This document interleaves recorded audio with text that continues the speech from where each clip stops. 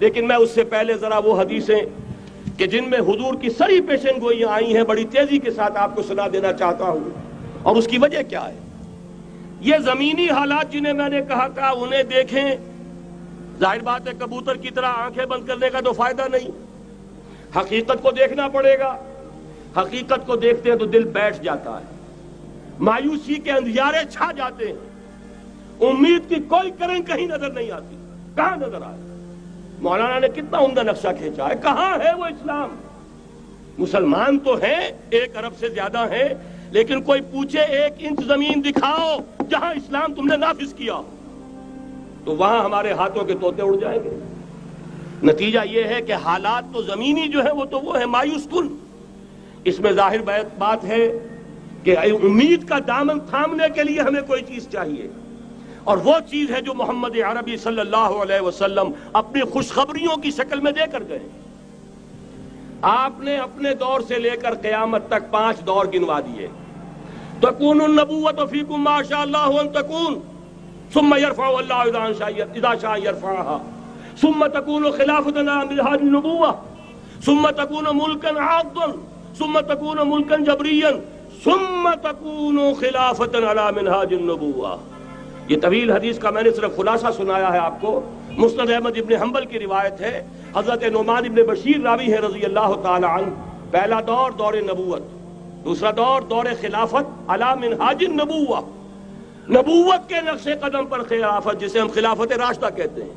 تیسرا دور مسلمانوں کی حکومتیں، لیکن وہ ملوکیت کا دور، ملکن عاضن، اور ان میں ظاہر بات ہے کہ عاضن بھی تھی. جہاں ان میں خوبیاں تھیں وہاں برائیاں بھی تھیں. وہی حجاج ابن یوسف جس نے ایک مسلمان لڑکی کے خط کے اوپر فوج بھیجی ہے، وہی حجاج ابن یوسف ہے کہ سینکڑوں تابعین کے سر اس نے قلم کرائے ہیں. وہی حجاج ابن یوسف، وہی خلیفہ کہ جس نے فوج کشی کی اجازت دی تھی سندھ پر، وہی خلیفہ ہے جس نے بلا کر محمد ابن قاسم کو شہید کیا ہے کہ یہ پاپولر ہوتا چلا جا رہا ہے. ملوکیت کے لیے تو اس سے بڑا خطرہ اور کوئی نہیں.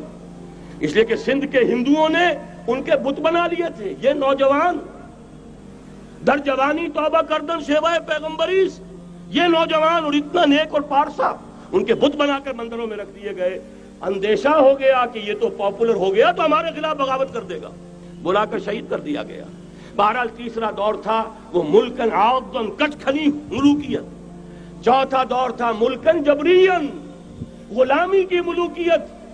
پہلے کم سے کم بادشاہ مسلمان نام کے تو تھے، اب تو ہم ملکہ برطانیہ کے زیر نگیں تھے، تاج برطانیہ کے غلام تھے، کہیں ولندیزیوں کے غلام تھے، کہیں کسی اور کے غلام تھے، کہیں اطالویوں کے غلام تھے، کہیں فرانسیسیوں کے غلام تھے. یہ چوتھا دور نوٹ کر لیجئے، آدھا ختم ہو گیا، آدھا باقی ہے. براہ راست غلامی کا دور ختم ہو گیا، لیکن ریموٹ کنٹرول والی انہی کی غلامی اب بھی چل رہی ہے. فیصلہ وہی ہے جو مولانا نے کہا تسبیح یا امریکہ یا امریکہ یا امریکہ. وہی لوگ، وہی ذہن، وہی ان کی بود و باش، وہی ان کی معاشرت، وہی ان کی سوچ، وہی ان کے اقدار، وہی ان کے نظریات، وہی ان کی معاشیات، وہی ان کی معاشرت. ہر شے وہی ہے، صرف رنگ کا فرق ہے اور کچھ نہیں. نظام ابھی وہی ہے، چلانے والے بھی انہی کے پرستار ہیں، بلکہ ریموٹ کنٹرول سے وہی چلا رہے ہیں. وہ تو آپ کے بجٹ کا بھی فیصلہ کرتے ہیں، آپ کی الیکٹریسٹی کے ریٹس بھی معین کرتے ہیں. تو حال یہ ہے کہ ابھی وہ چوتھا دور ختم نہیں ہوا. فرق صرف یہ ہے کہ ڈائریکٹ کی بجائے ریموٹ کنٹرول ہے. لیکن حضور کی خوشخبری یہ ہے ثم تکون خلافۃ علی منہاج النبوہ، پھر ایک دور آئے گا خلافت علی منہاج النبوہ کا. یہ محمد الرسول اللہ کی نوید ہے. وہو الصادق المصدوق، وہ سچے ہیں، ان کی صداقت پر خود اللہ گواہ ہے. لہذا وہ دور آ کر رہے گا، اس میں کسی بھی بندہ مومن کے لیے کسی شک و شبے کی کوئی گنجائش نہیں. اگلی حدیث اگلی سنیے. اب جب یہ دور آئے گا تو عالمی ہوگا، جیو ورلڈ آرڈر نہیں ہوگا، جسٹ ورلڈ آرڈر ہوگا.